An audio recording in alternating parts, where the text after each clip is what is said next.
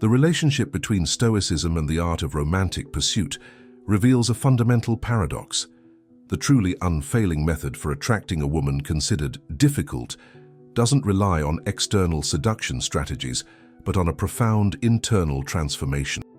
Stoicism, a philosophy developed in ancient Greece and refined by figures like Seneca, Epictetus, and Marcus Aurelius, offers timeless principles that, when applied to romantic interactions, yield surprising results without compromising a man's integrity. The perception of a woman as difficult often reveals more about the man's insecurities than her objective characteristics. This mental categorization creates invisible barriers that undermine the naturalness of interaction. Stoicism teaches the crucial distinction between what is and what is not within our control. We cannot control a woman's emotional response or the attraction she might feel for us, but we have complete dominion over our own bearing, authenticity, and dignity in the interaction. The first lesson Stoicism offers is to recognize the true nature of the challenge. When you label a woman as difficult, you are projecting your own limitations onto her. Think about it. What exactly makes her difficult? Perhaps it's her exceptional beauty, sharp intelligence, high social status, or simply the fact that she doesn't seem to yield easily to common male advances. The Stoic understands that these qualities are neutral in themselves, neither good nor bad. They just exist. It's your interpretation that creates the feeling of difficulty. Imagine you are facing a woman you find deeply attractive. Your heart races, your palms sweat, your mind clouds over. These reactions aren't caused by her, but by your judgments about her. As Epictetus would say, it's not things themselves that disturb us, but our opinions about them. When you grasp this fundamental principle, the first invisible wall begins to crumble. Women develop throughout their lives a keen sensitivity to detect incongruities in male behavior. When a man verbalizes confidence, but his body language demonstrates insecurity, this dissonance is immediately perceived, often non-consciously. Stoicism promotes congruence between thoughts, words, and actions, eliminating this contradiction that undermines male attractiveness. The practitioner of Stoicism doesn't simulate confidence. He genuinely cultivates it through realistic acceptance of his present circumstances. Have you ever noticed how some interactions with attractive women seem stuck, as if following an invisible script? The man approaches nervously, tries to impress with accomplishments or rehearsed jokes. She responds with distant politeness. He intensifies his efforts. She pulls away. This pattern is the direct result of internal incongruence. His mind says, "I need to win her over at all costs," while his body conveys, "I don't feel worthy of her." This contradiction is fatal to any possibility of authentic connection. Stoic practice invites you to align your inner reality with your outer expression.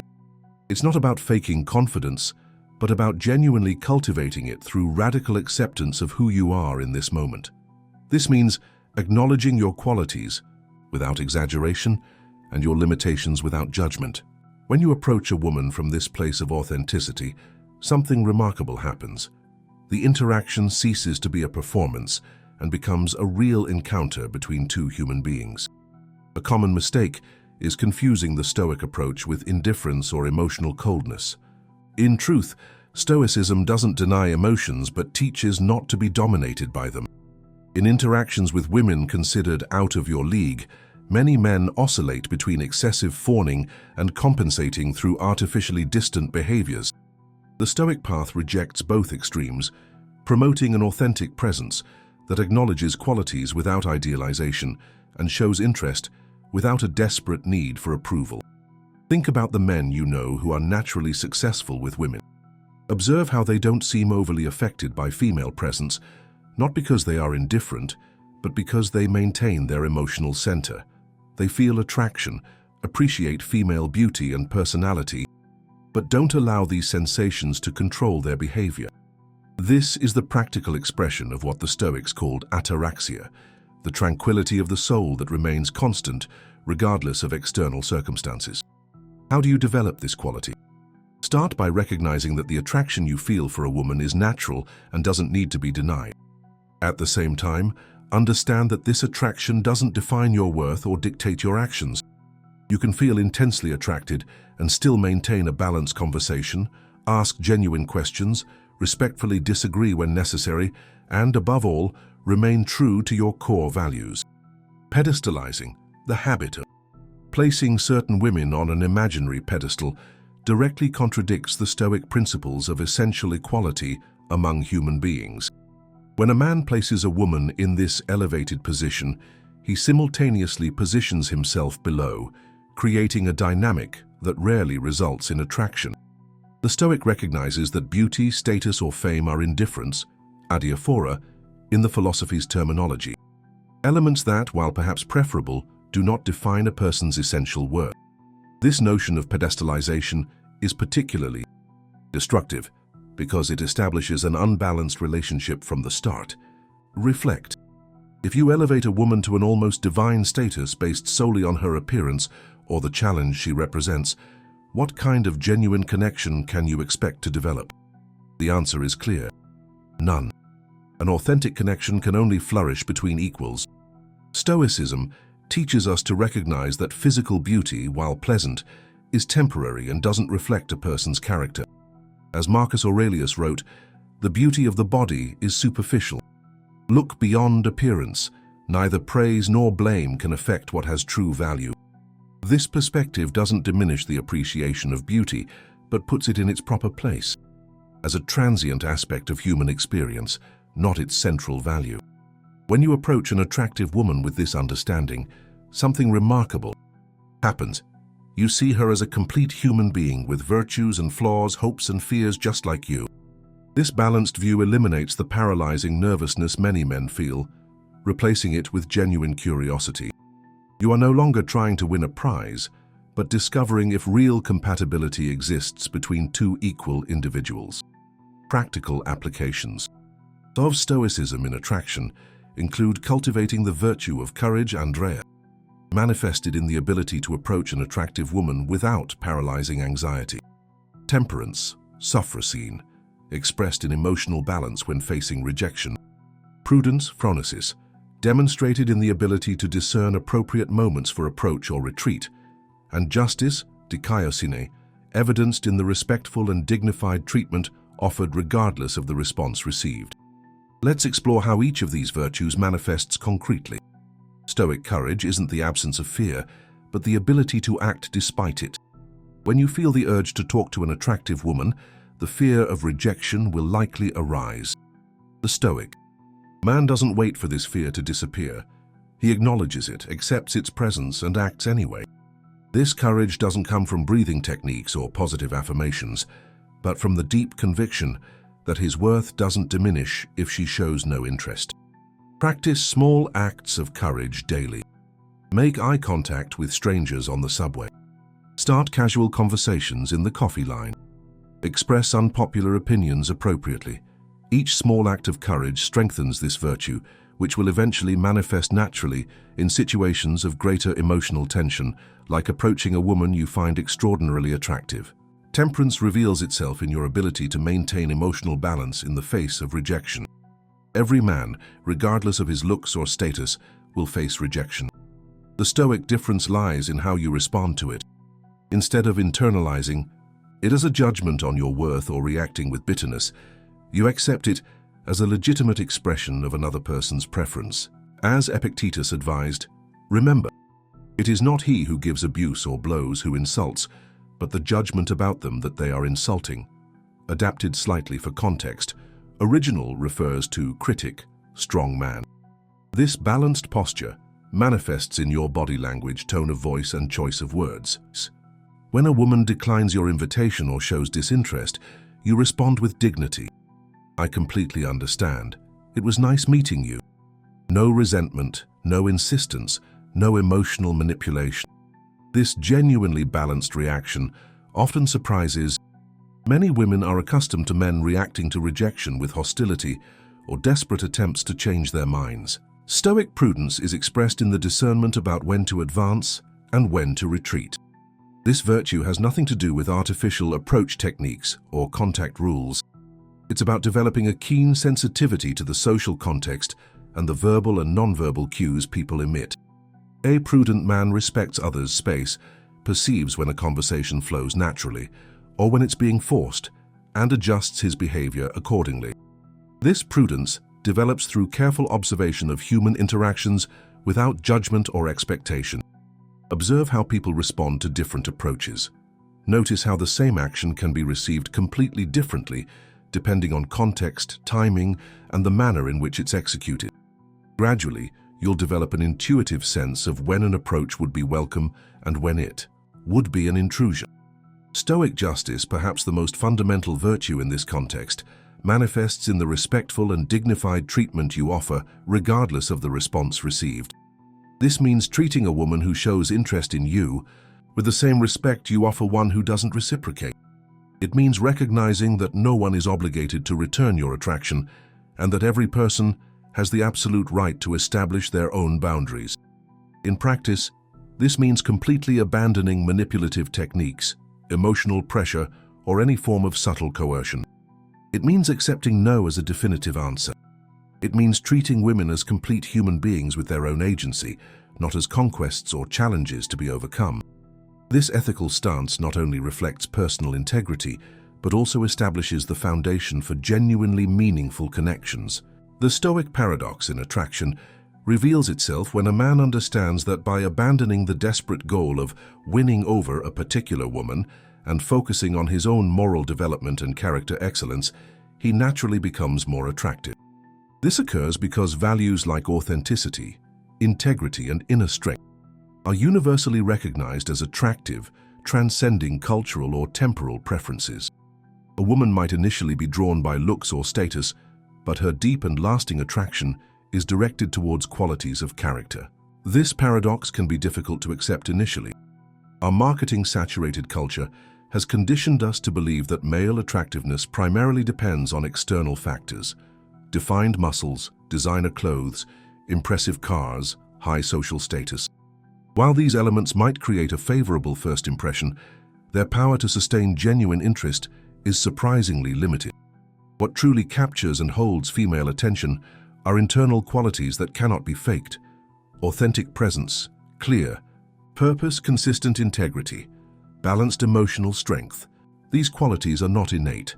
They are cultivated through deliberate practice and constant self-examination, exactly what Stoic philosophy prescribes. Observe how women are often attracted to men who don't fit the conventional ideal of male beauty, but who exhibit these internal qualities. These men aren't applying seduction techniques. They are simply expressing their natural character, developed through self-discipline and self-knowledge. This authenticity is magnetic because it's extremely rare in a world of calculated performances and adaptable personalities. The Stoic method doesn't guarantee immediate conquests, but offers something more valuable: a personal transformation that fundamentally modifies how a man relates to himself and, consequently, to women who previously intimidated him. The daily practice of Stoic exercises like negative visualization, premeditatio malorum, nightly reflection on daily interactions, and vigilant inner dialogue against self-sabotaging thoughts gradually dissolves the patterns of insecurity that create the perception of certain women as unreachable. Negative visualization, a central Stoic practice, is particularly powerful in this context. Before approaching a woman who interests you, consciously visualize the worst possible scenario. She rejects your advance clearly and publicly. Now, ask yourself honestly, would this diminish my value as a human being? Would this compromise my ability to live a virtuous life? Would this prevent me from trying again with someone else? The rational answer to all these questions is no. This mental exercise isn't pessimism, it's an antidote to irrational fear. By consciously confronting your worst insecurities and realizing that even the worst conceivable outcome has no real power over your intrinsic worth, you neutralize paralyzing fear. This freedom from fear translates into a more relaxed and authentic presence that naturally attracts positive attention. Nightly reflection, another pillar of Stoic practice, involves reviewing your daily interactions with impartial attention. Ask yourself, how did I behave today in interactions with women? Did I maintain my integrity and values? Did I treat everyone with genuine respect? Did I allow my behavior to be controlled by the desire for approval? This regular examination conducted without self-condemnation, but with rigorous honesty, drastically accelerates your personal growth. As for vigilant inner dialogue, it involves constantly monitoring your self-sabotaging thoughts and replacing them with more rational and fair assessments. When you catch yourself thinking, "She's too perfect for me," or "Women like her are never interested in guys like me," immediately interrupt this pattern. Question these beliefs. How can I know what she values before getting to know her? What real evidence do I have for this generalization? Who defined this supposed hierarchy of value? This continuous internal work gradually transforms your subjective experience. Women who once seemed intimidating start to appear simply human, neither untouchable goddesses nor prizes to be won, just complex people with their own insecurities, hopes, and desires. This balanced perception eliminates the excessive emotional charge that typically sabotages potentially meaningful interactions. This philosophy applied to romantic relationships is not manipulative or strategic in the conventional sense. It's transformative.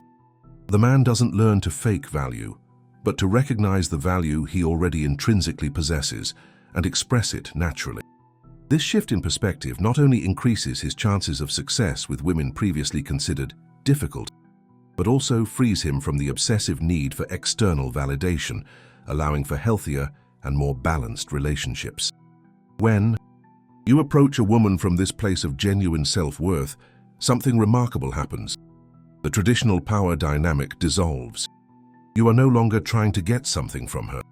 You are simply exploring a possible connection between equals. This posture eliminates the pressure that normally makes these interactions uncomfortable for both parties. Women intuitively recognize this type of authentic confidence and easily distinguish it from artificial techniques or performative confidence. Real confidence doesn't need to announce itself. It expresses itself naturally through your posture, tone of voice, comfortable eye contact, and ability to be present without inner turmoil. This centered presence creates a field of calm around you that many people find irresistibly attractive in a world of constant anxiety.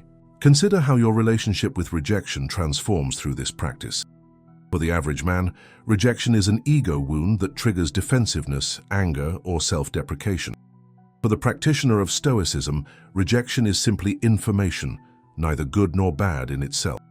It informs you that at this specific moment, mutual compatibility doesn't exist. This neutral perspective allows you to maintain your dignity and continue on your path without carrying the emotional weight of failure. This emotional resilience in itself is extraordinarily attractive. In a world where many men react to rejection with hostility or crumble before it, your ability to accept it gracefully and move on immediately sets you apart. Many women report that this quality, the ability to handle no maturely and balancedly, is one of the most attractive traits a man can demonstrate. The deep irony of the Stoic method is that by fully accepting the possibility of not winning someone over, you significantly increase your chances of success. This apparent contradiction perfectly exemplifies the philosophy's central paradox. By releasing control over external outcomes and focusing solely on your virtuous actions, you often achieve precisely the results you initially desired.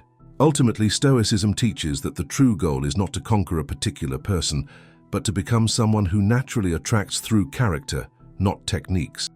This paradox, that attraction comes when you abandon the desperate need to attract, represents the essence of the unfailing Stoic method, which works not by manipulating the other, but by transforming oneself. This transformation isn't cosmetic or superficial. It's a fundamental recalibration of your relationship with yourself and others. As you cultivate Stoic virtues, your presence in the world subtly changes. You begin to operate from a core of internal stability that doesn't depend on external validation. This change is perceptible to everyone around you, especially to women with keen sensitivity to behavioral nuances. The man who abandons the desperate desire to conquer and embraces the Stoic path of personal development discovers a surprising truth. The difficulty he perceived in the women he desired was largely a projection of his own insecurities. When these insecurities are dissolved through philosophical practice, the invisible barrier separating accessible women from unreachable women simply disappears. This doesn't mean every woman you desire will instantly feel attracted to you. Stoicism doesn't promise specific outcomes regarding external factors. What it means is that you will no longer allow arbitrary mental categorizations to limit your possibilities for genuine human connection. You will approach each person as a unique individual without the weight of prior expectations or projected insecurities. This is the true unfailing method, not a technique for manipulating others' feelings, but a practice for freeing yourself from the illusions that limit your relational potential. The man who integrates Stoic principles into his love life not only increases his attractiveness, he completely transcends the paradigm of conquest and enters a more mature and satisfying mode of human relating. The beauty of this method lies in its universality and timelessness. While seduction techniques come and go, Stoic principles remain relevant across centuries because they align with fundamental truths about human nature. Authenticity, integrity, balanced courage, emotional resilience. These qualities never go out of style because they respond to deep human needs for genuine connection. How to implement this method in your daily life? Start with small, consistent practices. In the morning, reflect on the virtues you wish to manifest in your interactions. During the day, monitor your inner dialogues and interrupt self-destructive thought patterns. In the evening, review your actions with compassionate honesty, identifying areas for growth without self-condemnation. Gradually incorporate more advanced Stoic practices. Regularly challenge yourself through voluntary discomforts, like intermittent, fasting, cold exposure, or intense physical exercise. Not as punishment, but as training for your ability to maintain inner balance regardless of external circumstances. This physical discipline strengthens your mental and emotional discipline. Study the original texts of the Stoic philosophers. Marcus Aurelius's Meditations, Epictetus's Enchiridion Manual, and Seneca's Letters to Lucilius contain profound insights into the art of living virtuously in an unpredictable world. These ancient works speak directly to the modern challenges of relationships with surprising clarity. Apply these principles gradually in your real interactions. Start by approaching women without expecting specific outcomes, simply practicing authentic presence and clear communication. Observe how the absence of internal pressure transforms the quality of these interactions. Accept rejections as opportunities to practice equanimity and emotional resilience. Remember that this is a path of continuous development, not an instant fix. There will be days when your insecurities resurface with full force. In these moments, practice Stoic self-compassion. Acknowledge your imperfect humanity without abandoning your aspiration for excellence. This balance between accepting the present and committing to growth is the essence of Stoic philosophy. As you progress on this path, you will find that the question of how to attract a difficult woman gradually loses its relevance. In its place emerges a deeper question. How can I live with such integrity and fullness that my interactions naturally reflect these qualities?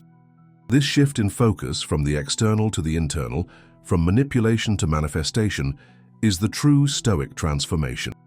The unfailing Stoic method for relationships isn't unfailing in the sense of guaranteeing specific outcomes, but in the sense of offering a path that inevitably leads to personal growth, regardless of external results. This growth, in turn, naturally increases your capacity to form meaningful connections with women you previously considered inaccessible.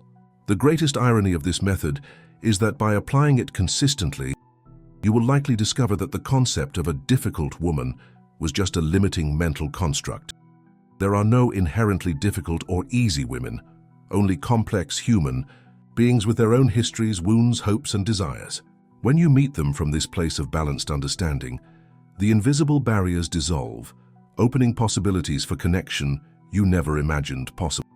This philosophy applied to romantic relationships transforms not only your chances of success with a particular person, but your entire experience of human connection.